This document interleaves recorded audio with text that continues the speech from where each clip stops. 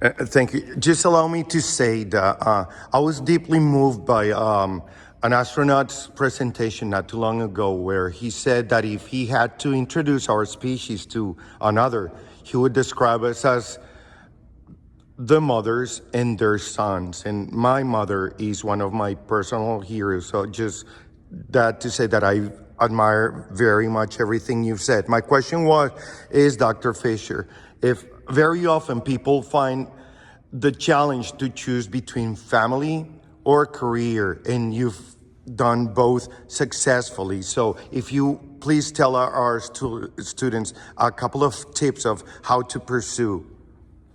I like to really emphasize that point more by example, because I really do feel strongly that you shouldn't have to choose. Women and men should have the right to have a career and something that they love and work at, but you should also be able, if you so desire, to have a family. And I knew from the moment that I wanted to be an astronaut, and in fact, at my interview, if you can imagine, at the end of the interview, and everything I thought had gone reasonably well, I said, and oh, by the way, I do want to have a family someday. And I won't say that it's easy. Sometimes it's difficult to have a demanding career and to have a family. Sometimes you have to make choices. For example, I wound up taking a 7-year leave of absence at one point to stay home with my daughters, but then I came back and was able to be chief of the space station ranch at the very beginning. And there were very few people left in the office at that time that remember what it was like before the shuttle flew the first time. And it's very different at the beginning of a program. So I was kind of the right person at the right time to have that kind of a leadership role. And so I've never regretted the time that I took off. And I also was very glad that I did that. But then I also was very glad. There were times when I was so busy as chief of the space station branch, and I was getting home late sometimes. So I guess that each person has to figure it out for themselves, because everybody's personal situation is different. But you definitely can do both. It just requires a lot of work, a lot of effort, but it's definitely worth it. I wouldn't trade my career for anything. I wouldn't trade having my children, my family, and now my grandkids. And so it can be done. I always say that everything is number one. It's just who's number one at the moment. Who is the one thing I have to do right now, whether it's career or family. Thank you so very much, Dr. Fisher. Thank you. Yes.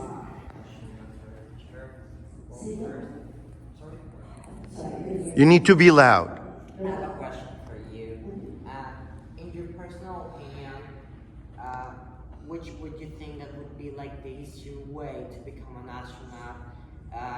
And I have like two thoughts. Maybe in the army, or studying something that does not have to do nothing with the army. That's like my main question that I have. Would you need to be in the military to be an astronaut? Obviously there's many ways to be an astronaut, and now there's even more ways to be an astronaut.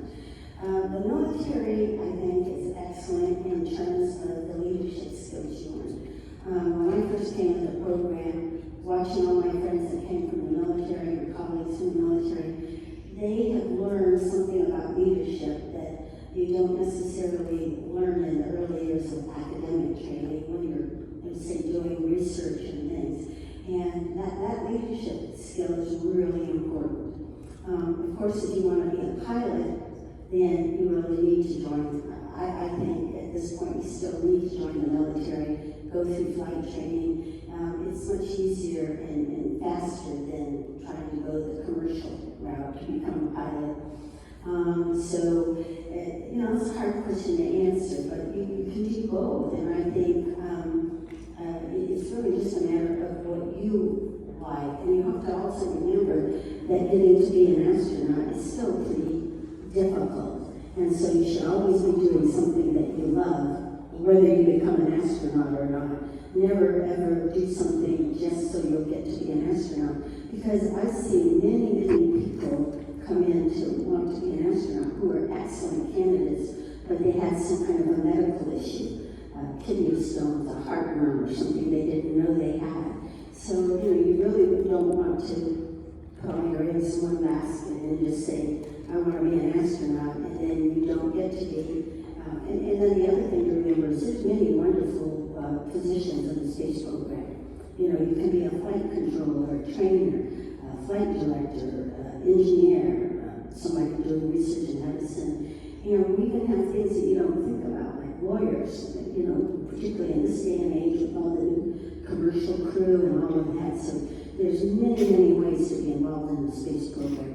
But you don't have to join the military, but it certainly is excellent training for whatever you want to do in space. We have time for one more and then picture. Okay, yes. How is it difficult that you have a child and you need to go on a mission to the space? That was the hardest thing I've ever done in my life. Leaving my daughter when she was 14 months old and not knowing 100% if you were going to come back. There's always risk in it, and it's definitely difficult. But when you look at the space program, it has been very safe. And the two accidents we had, excluding the Apollo 1 fire, were really failures in management as opposed to really failures that couldn't have been helped. So, anything you do in life sometimes is a calculated risk. And I felt that I was so fortunate to be in the first group grant. There was no way that I was not going to honor that commitment, both to NASA and a commitment to myself for a dream that I had since I was 12 years old. So, but I'm not going to lie, it wasn't easy. It was very hard to leave her.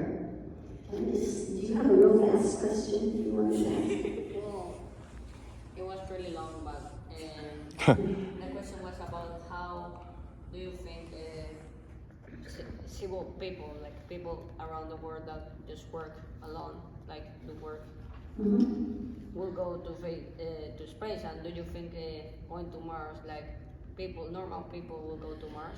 Like I think that's a good question.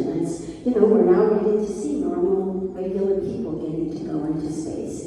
And, they're still not normal in the sense that you probably need to have a lot of money to be able to get a ticket into space. But some of these very wealthy people have sponsored, I'm forgetting the young girl that had cancer when she was young. And then she was asked to fly on one of the Blue Origin suborbital flights. So I think we're going to see more and more of regular people. And eventually, certainly NASA will eventually send people to Mars. And I will not underestimate Elon Musk again. He wants to send people to Mars.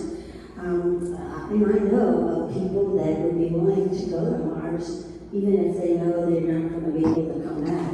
That's kind of what it was like in the United States when people went, from the east and slowly started moving west. There was no guarantees that you would ever be going back to where you came from, because it was a very hard journey. A lot of people died along the way, so I think going to Mars is no different than that. And there's always people who are going to want to do that, and I have no doubt that we are going to do it, just how quickly. Okay? Thank you all so much. Thank you. Congratulations again. This is